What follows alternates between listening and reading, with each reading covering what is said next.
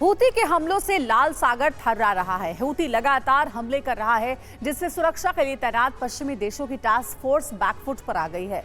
Houthi ने जहां British cargo ship को डुबोने का दावा किया, वहीं इटली के जहाज पर भी मिसाइलें दागी।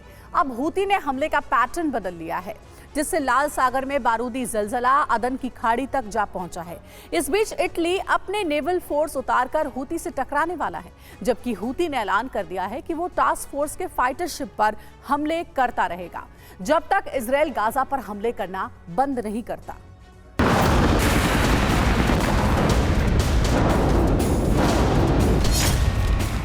लाल सागर में हूती का कोहराम जारी है और जिस जगह सबसे ज्यादा हमले किए जा रहे हैं वो इलाका अदन की खाड़ी है।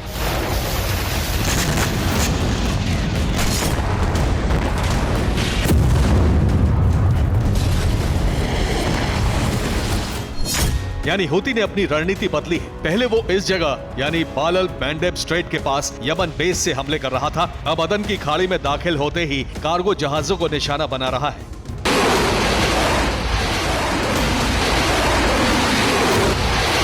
हूती ने ब्रिटिश शिप रूबी मार पर भी इसी जगह हमला किया था।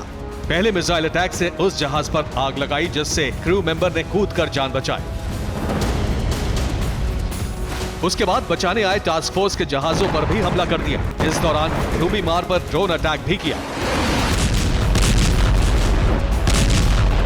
इसी दौरान रूबी मार शिप का एक हिस्सा पूरी तरह डूब गया।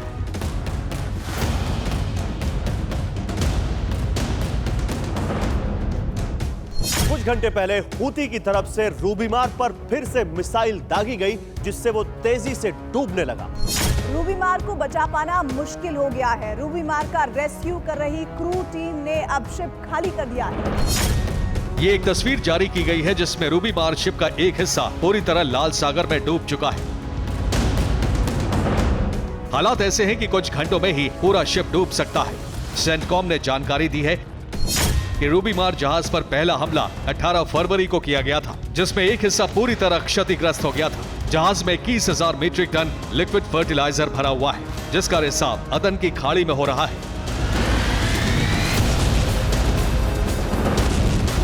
एक तरफ अदन की खाड़ी में रूबी मार शिप को हूती ने तबाह कर दिया, दूसरी तरफ इटली के शिप को निशाना बनाया। बताया जा रहा है कि हूती इस शिप को हाईजैक करके यमन के पोर्ट पर ले जाने का मंसूबा पाले हुए है।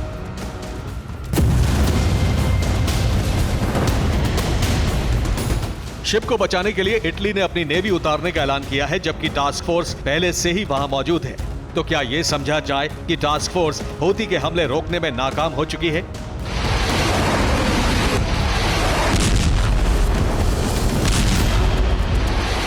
जबकि लाल सागर में सबसे ज्यादा नुकसान ब्रिटेन को हुआ है।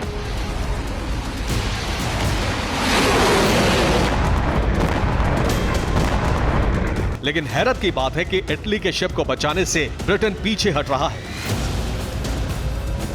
दरअसल रूबी मार शिप के तबाह होने से ब्रिटेन को बड़ा धक्का लगा है। अब से पहले उसके जहाजों पर 30 से ज्यादा हमले हो चुके हैं, जिसमें 10 जहाजों को अच्छा खासा नुकसान हुआ था। हूती के हमले पिछले कुछ वक्त में तेज हुए, जब से ईरानी कमांडर ने हूती लड़ाकों को ट्रेनिंग देनी शुरू की है। हूती ने हमलों की जगह बदलकर टास्क फोर्स को चकमा दिया है। अदन की खाड़ी में हमले करके हूती लड़ाके यमन वापस लौट जाते हैं। इटली के जहाज पर भी यही हमला किया गया। गाइडेड मिसाइल से ड्रोन को इंटरसेप्ट किया गया, जबकि एक ड्रोन से जहाज को थोड़ा नुकसान पहुंचा है। हमला जिस वक्त हुआ तब इटली का जहाज यमन पोर्ट से 6 किलोमीटर दूर था। हालांकि उसी वक्त टास्क फोर्स ने भी पलटवार किया। यमन में हूती ठिकानों पर हमले किए गए, लेकिन हूती के हमले इतने ज्यादा थे कि टास्क फोर्स को पीछे हटना पड़ा।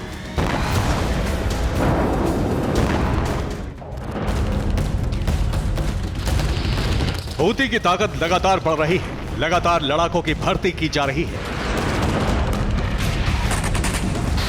इस वीडियो को देखिए, इसमें यमन जुडिशरी से जुड़े अधिकारियों को मिलिट्री ट्रेनिंग दी जा रही है, जिससे जरूरत पड़ने पर इनका इस्तेमाल किया जा सके। इसके अलावा हूती के लड़ाकों को फंडिंग भी की जा रही है। यमन में विज्ञापन दिए जा रहे हैं।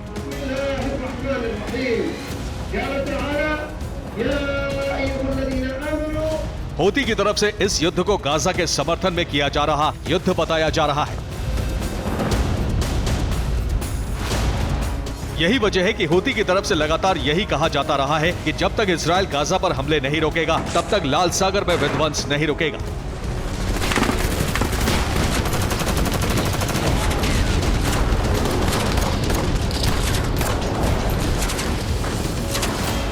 इन हमलों पर पेंटागन की तरफ से कहा गया है कि दूसरे विश्व युद्ध के बाद यूएस नेवी के लिए यह सबसे मुश्किल समुद्री जंग है। लाल सागर में हालात काफी विपरीत है, यानी अमेरिका ने मान लिया है कि यह जंग इतनी आसानी से खत्म नहीं होने वाली।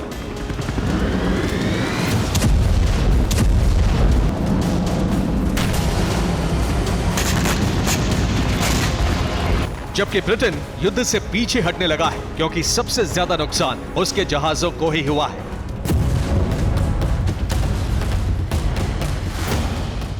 दूसरी तरफ लाल सागर में बारूद बरसने से पर्यावरण को नुकसान पहुंचने का खतरा पैदा हो गया है, जो ब्रिटिश शिप रूबी मार के डूबने से काफी बढ़ सकता है, क्योंकि उस पर लदे यूरिया से समुद्र का इकोसिस्टम प्रभावित हो सकता है। यानी हूती को जल्द रोकना होगा, नहीं तो लाल सागर रूट पूरी तरह तबाह हो सकता है। Bureau report, TV9 Bharat.